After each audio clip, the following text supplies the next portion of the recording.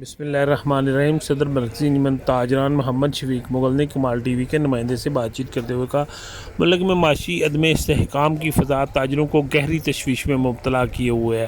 مہنگائی کا ریلا کاروباری حالات کو شدید محدود سمت لے کر جا رہا ہے۔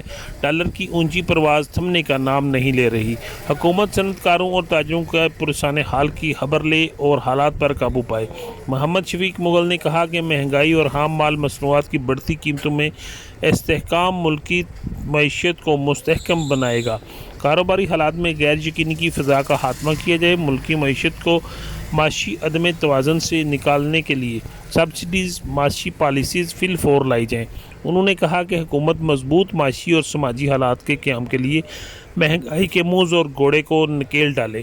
پاکستان مشکل اور کٹھل مرحلے سے اس صورت باہر نکل سکتا ہے جب روپے کی قدر مضبوط اور ڈالر کے پر کاٹے جائیں گے۔